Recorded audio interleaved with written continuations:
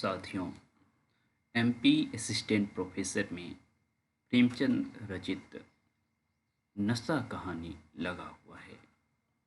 तो आज हम लोग उसी कहानी का पाठ करने जा रहे हैं। तो चलिए अपना वक्त जाया न करते हुए सीधा हम लोग कहानी की तरफ चलते हैं। कहानी है नशा। ईश्वरी एक बड़े जमींदार का लड़का था। तो सबसे पहला जो प्रश्न बन सकता है वो यहाँ बन सकता है कि उस कैरेक्टर का नाम क्या है। तो ईश्वरी क्या है, जमींदार का लड़का था।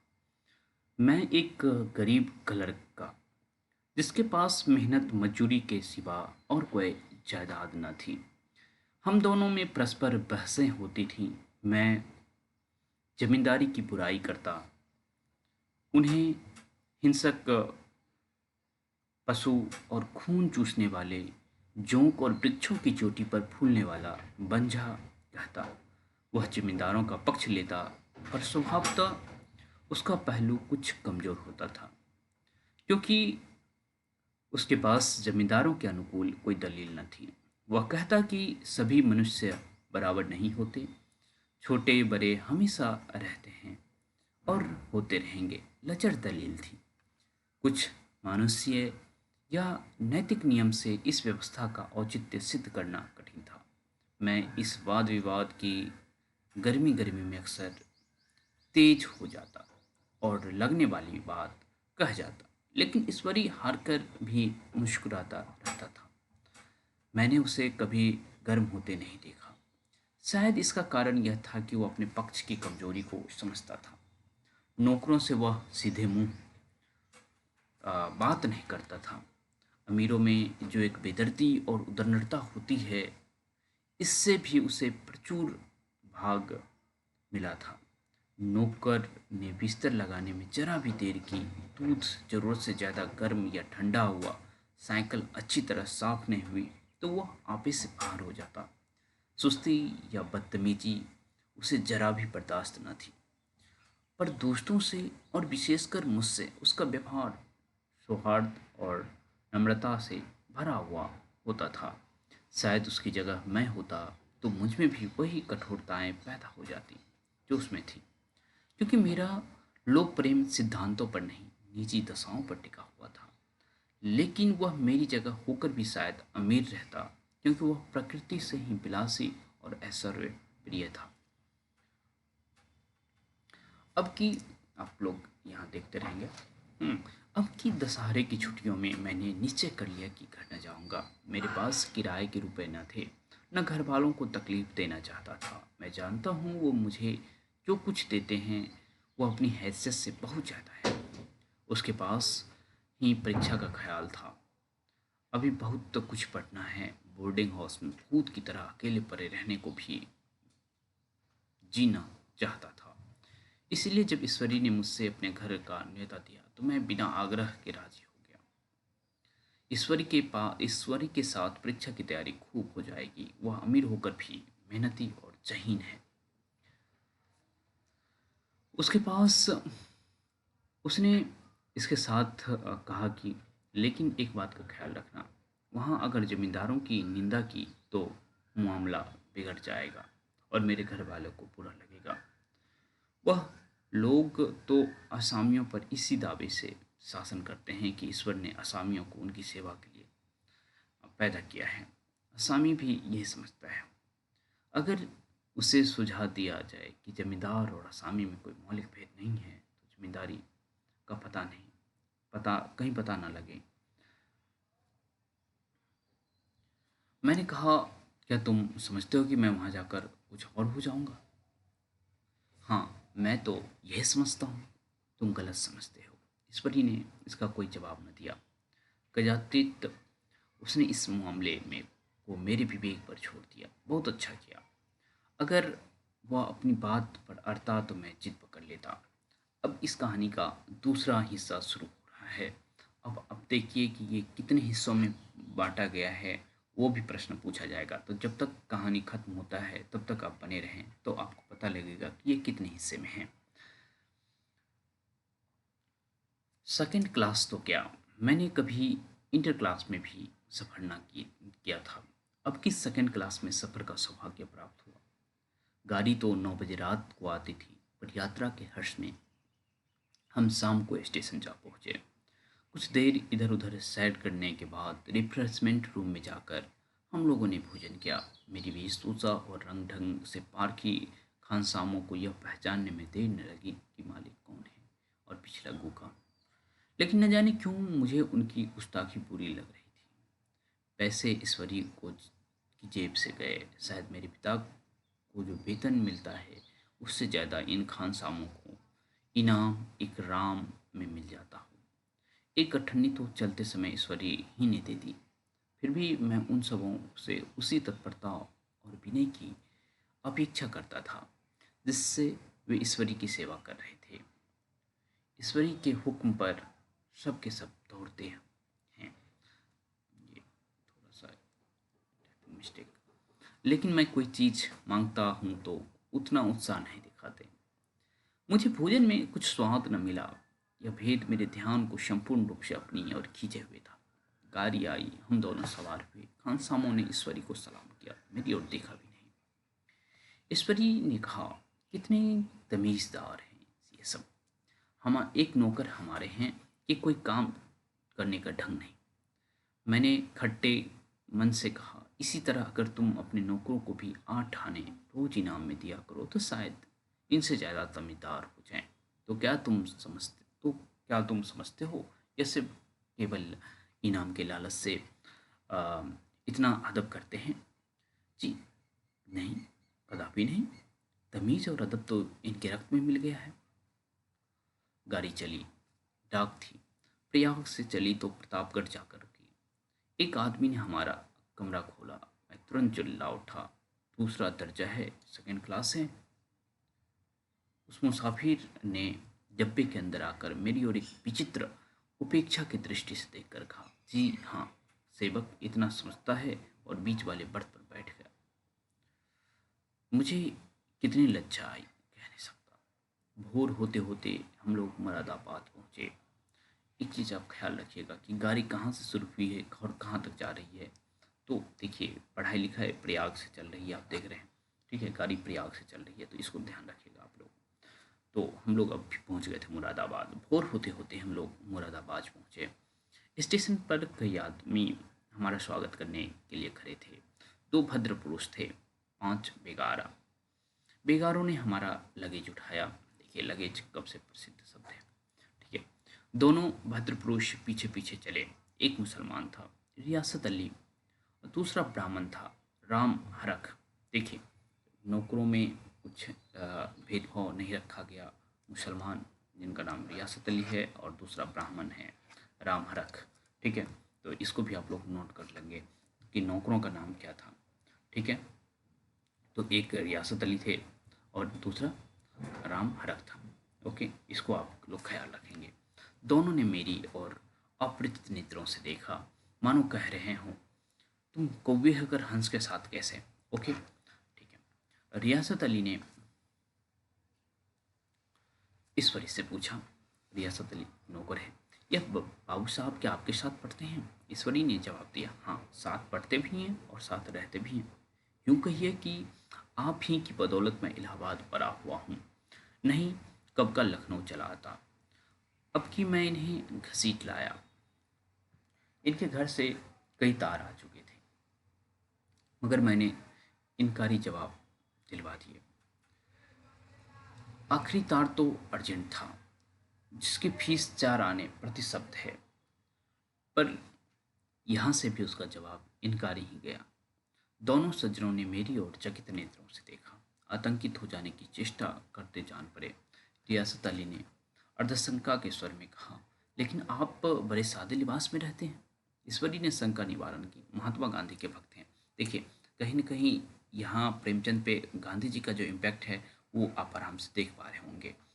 महात्मा गांधी के भक्त हैं साहब। खद्दर के सिवा कुछ पहनते ही नहीं, पुराने सारे कपड़े जला डाले। यूं कहो कि राजा हैं। हाँ, 2.5 लाख असहयोग आंदोलन में आप जानते हैं कि कपड़े जलाए गए थे, तो उसका भी इससे जोड़ सकते हैं। 2.5 लाख सालाना की रियासत है, पर आपकी सूरत देखो तो मालूम होता है अभी अनाथालय में भरकर आए हैं। राम भरत बोले, अमीरों का ऐसा स्वभाव बहुत कम मिल देखने में आता है, कोई भाप ही नहीं सकता। रियासत अली ने समर्थन किया। अपने महाराजा चांगली को देखा होता तो दांतों तले उंगली दबाते। एक गाढ़े की मिर्जाई चमड़ोधे जूते पहने बाजारों में घुमा करते थे। सुनते हैं एक बार बेगार में पकड़े गए थे और उन्हीं ने 10 लाख से कॉलेज खोल दिया। सुनते हैं एक बार बेगार में पकड़े गए थे और उन्हीं ने 10 लाख से कॉलेज खोल दिया। मैं मन में देखिए, तो एक किसका जो है, महाराज चांगले की बात हो रही है यहाँ। और चांगले की बात करते हुए आप देखेंगे कि उस महाराज का जिक्र करते हैं, वो कहते हैं कि बेगार करते हुए पकड़े गए थे, ठीक है, लेकिन जो है 10 लाख लगा करके कॉलेज तक खोल दिए। तो आदमी जो दिखता है वो होता नहीं है, ये जो बातचीत है आप समझ सकते हैं। मैं मन में कटा जा रहा था, पर न जाने क्या बात थी कि इस सफ़ेद झूठ उस वक्त मुझे हास्यास्पद न जान पड़ा। उसके प्रत्येक वाक्य के साथ मानो मैं उस कल्पित वैभव के समीपतर आता जाता था। मैं सहसवार नहीं हूँ। हाँ, लड़कपन में कई बार लद्दू घोड़े पर सवार हुआ हूँ। यहाँ देखा तो दो कां रास घोड़े हमारे लिए तैयार खड़े थे। ठीक है, मेरी तो जान ही निकल गई। सवार तो हुआ, पर बूटियां कांप रही थी। मेरे चेहरे पर शिकन न पड़ने दिया। सॉरी, मैंने चेहरे पर शिकन न पड़ने दिया। घोड़े को ईश्वरी के पीछे डाल दिया। हैसियत यह हुई कि ईश्वरी ने घोड़े को तेज न किया, वरना शायद मैं हाथ पैर दबा कर लौटता। संभव है ईश्वरी ने समझ लिया हो कि मैं कितने पानी में हैं। ठीक है, तो अब वो लोग घर के लिए रवाना हो रहे हैं और यहाँ देखिए कि ये तीसरा खंड शुरू हो रहा है। हम्म, ईश्वरी का घर क्या था? किला था। इमाम बारे कांसा फाटक, द्वार पर पहरेदार टहलता हुआ, नौकरों का कोई हिसाब नहीं, एक हाथी बंधा हुआ। ईश्वरी ने अपने पिता, चाचा, ताऊ आदि सबसे मेरा परिचय करवाया, उसी अतिशयोक्ति के साथ। ऐसी हवा बांधी कि कुछ न पूछिए, नौकर चाकर ही नहीं, घर के लोग भी मेरा सम्मान करने लगे।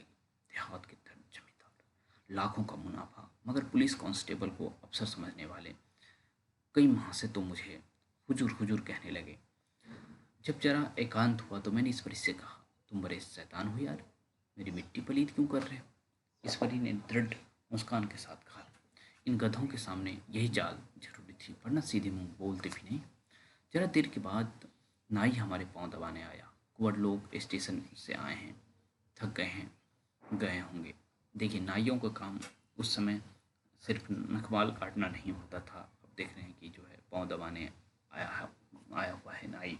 तो आप समझ सकते हैं ये क्या स्थिति थी हमारी सामाजिक व्यवस्था में। थक गए होंगे, आज तो मसाज पार्लर और तमाम चीज़ें चल रही हैं। अब उसके आड़ में बहुत सारी चीज़ें होती हैं, तो आप लोग वो सारी चीज़ें समझते भी हैं। कुंवर लोग स्टेशन से आए हैं, थक गए होंगे।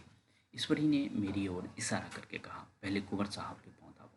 तो देखिए, ईश्वरी कितना बड़ा दिल वाला है। मैं चारपाई पर लेटा हुआ था। मेरे जीवन में शायद ऐसा ही कभी हुआ हो, किसी ने मेरे पाँव दबाए हों।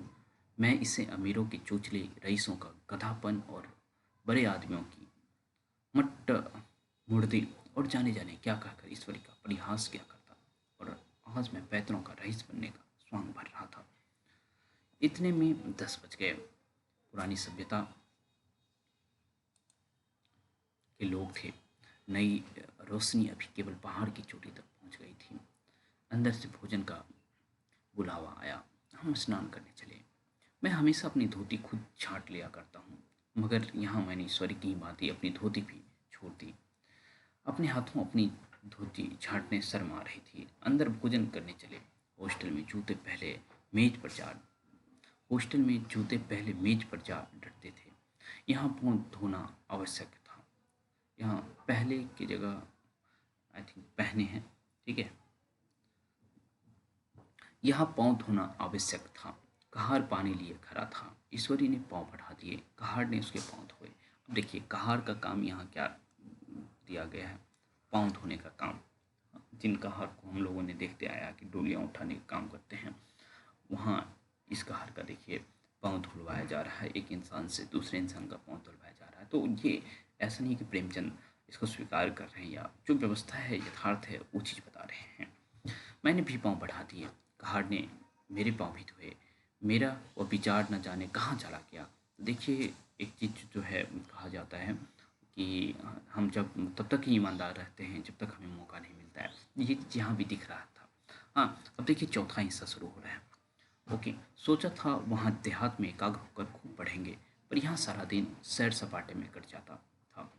कहीं नदी में बजरे पर सैर कर रहे थे, कहीं मछलियाँ या चिड़ियों की शिकार खेल रहे हैं, कहीं पहलवानों की कुश्ती देख रहे हैं, कहीं शतरंज पर जमे हैं। ईश्वरी खूब अंडे मंगवाता और कमरे में स्टोव पर आमलेट बनाते। नौकरों का एक जत्था हमेशा घेरे रहता। यहाँ अभी मैं पढ़ रहा हूँ, आप लोग यदि नहीं देख पा रहे होंगे तो यहाँ मैं पढ़ रहा हूँ। नौकरों का एक जत्था हमेशा घेरे रहता। अपने हाथ पांव हिलाने की कोई जरूरत नहीं, केवल जवान हिला देना काफी था। नहाने बैठो तो आदमी नहलाने को हाजिर, लेटो तो आदमी पंखा झेलने को खड़े। मैं महात्मा गांधी का कुंवर चेला मशहूर था। मैं महात्मा गांधी का कुंवर चेला मशहूर था। भीतर से बाहर तक मेरी धाक थी, नाश्ते में जरा भी देर न होने पाए, कहीं कुंवर साहब नाराज न हो जाए, बिछावन ठीक समय पर लग जाए। कुंवर साहब के सोने का समय आ गया। मैं ईश्वर से भी ज़्यादा नाजुक दिमाग बन गया था, या बनने पर मजबूर किया गया था। ये आपको यदि एक बार रईसी की आदत लग जाती है तो धीरे धीरे वो बढ़ती ही है, घटती नहीं है। ईश्वरी ने अपने हाथ से बिस्तर बिछा ले, लेकिन कुंवर मेहमान अपने हाथों से कैसे अपना बिछावन बिछा सकते हैं? उनकी महानता में बट्टा लग जाए। एक दिन सचमुच यही बात हो गई। ईश्वरी घर में था, शायद अपनी माता से कुछ बातचीत करने में देर हो गई। यहाँ 10 बज गए। मेरी आंखें नींद से झपक रही थी, मगर बिस्तर कैसे लगाऊं? देखिए कैसे बिस्तर लगाएं, ये वो सोच रहा, लगा सकता था। कुंवर जो ठहरा। कुछ 11:30 बजे म्हारा आया। बड़ा मुंह लगा नौकर था। घर के धंधों में मेरा बिस्तर लगाने की उसे सुधी न रही। अब जो याद आई तो भागा हुआ आया। मैंने ऐसी डांट लगाई, उसे भी याद किया, उसने भी याद किया होगा। देखिए यहाँ इंसानियत कहाँ चली गई। ईश्वरी मेरी डांट सुनकर बाहर निकल आया, बोला तुमने बहुत अच्छा किया, ये सब हरामखोर इसी व्यवहार के योग्य हैं। इसी तरह ईश्वरी एक दिन एक जगह दावत में गया हुआ था। शाम हो गई, मगर लैंप मेज पर रखा हुआ था, दिया सराय भी थी, लेकिन ईश्वरी खुद लैंप नहीं जलाता था। फिर कुंवर साहब कैसे चलाएं? मैं झुंझला रहा था। समाचार पत्र आया रखा हुआ था, जी उधर लगा हुआ था, पर लैंप नदारद। तय योग से उसी वक्त मुंशी रियासत अली आ निकले। मैं उन्हीं पर उबल पड़ा। देखिए मुंशी रियासत अली, मैं उन्हीं पर उबल पड़ा। ऐसी फटकार बताई कि बेचारे उल्लू हो गए। तुम लोगों को इतनी फिक्र नहीं है कि मैं लैंप जला दो, कि लैंप जला दो? मालूम नहीं ऐसे कामचोर आदमियों को यहाँ कैसे कैसे गुजारा होता है, आई थिंक गुजर होता है। ठीक है, चलेगा। मेरे यहाँ घंटे भर निर्वाह न हो। रियासत अली ने कांपते हुए लैंप जला दिए। वहाँ एक ठाकुर अक्सर आया करता था, कुछ मनचला आदमी था। महात्मा गांधी परम भक्त थे। मुझे महात्मा जी का चेला समझकर मेरा बड़ा लिहाज करता था, पर मुझसे कुछ पूछते संकोच करता था। एक दिन मुझे अकेला देखकर आया, हाथ बांध, सरकार तो गांधी बाबा के चेले हैं ना? लोग कहते हैं यहाँ स्वराज तो आएगा, स्वराज हो जाएगा तो जमींदार ना होंगे। मैंने अभी चौथा हिस्सा पढ़ रहा हूँ, आपको पता है। मैंने शान जमाई, जमींदारों के रहने की जरूरत है क्या? यह लोग गरीबों का खून चूसने के सिवा, आप देखिए जो भीतर का एक तरह से प्रेमचंद की बात है वो निकल रहा है। यह लोग गरीबों का खून चूसने के सिवा और क्या करते हैं? ठाकुर ने फिर पूछा, तो क्या सरकार सब जमींदारों की जमीन छीन लेगी? मैंने कहा, बहुत से लोग तो खुशी से दे देंगे, जो लोग खुशी से न देंगे उनकी ज़मीन छीननी ही पड़ेगी। हम लोग तो तैयार बैठे हुए हैं। जो ही स्वराज हुआ अपने इलाके असामियों के नाम हिब्बा कर देंगे। मैंने कुर्सी पर पाँव लटकाए मैं कुर्सी पर पाँव लटकाए बैठा था। ठाकुर मेरे पाँव दबाने लगा, फिर बोला, आजकल जिम्मेदार लोग बड़ा जुल्म करते हैं सरकार। हमें भी हुजूर अपने इलाके में थोड़ी सी ज़मीन दे दें तो चलकर वहीं आपकी सेवा में रहे। मैंने कहा, अभी तो मेरा कोई अख्तियार नहीं है भाई, लेकिन जो ही अख्तियार मिला मैं सबसे पहले तुम्हें बुलाऊंगा। तुम्हें मोटर ड्राइवरी सिखाकर अपना ड्राइवर बना लूँगा। सुना वो दिन ठाकुर ने खूब भंग पीछी, अपनी स्त्री को खूब पीटा और गांव के महाजन से लड़ने को तैयार हो गया। तो देखिए, आ, यहाँ भी दौलत का नशा, बस इसे ऑफर मिला कि तुम्हें नौकर बना लेंगे। हाँ, लेकिन फिर अपने पति को पीट रहा है। ओके। और नशा दूसरी तरफ आप देखें कि जो व्यक्ति आया हुआ है ईश्वरी के साथ, वो भी दौलत के नशे में है। एक तरह से सिर्फ उसे झूठा जो एक कहानी रचा गया उसके में वो कुंवर है और उस कुंवर की तरह वो बिहेव करने लग रहा है। तो आप समझ सकते हैं कि क्या होता है नशा। 5वां खंड हम लोग अब पढ़ रहे हैं। छुट्टी इस तरह तमाम हुई। हम फिर प्रयाग चले। गांव के बहुत से लोग हम लोगों को पहुंचाने आए। ठाकुर तो हमारे साथ स्टेशन तक आया।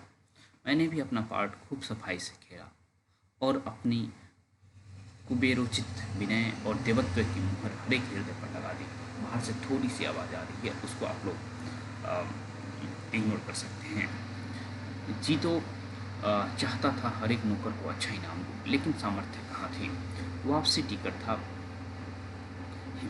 वापसी इधर यहाँ पढ़ रहा हूँ मैं। वापसी टिकट था ही, केवल गाड़ी में बैठना था। पर गाड़ी आई तो ठसा सॉरी ठसा ठस भरी हुई। दुर्गा पूजा की छुट्टियां भोग कर सभी लोग लौट रहे थे। सेकंड क्लास में तिल रखने की जगह नहीं। इंटर क्लास की हालत उससे बदतर। यह आखिरी गाड़ी थी। किसी तरह न रुकते थे, किसी तरह रुक न सकते थे। बड़ी मुश्किल से तीसरे दर्जे में जगह मिली।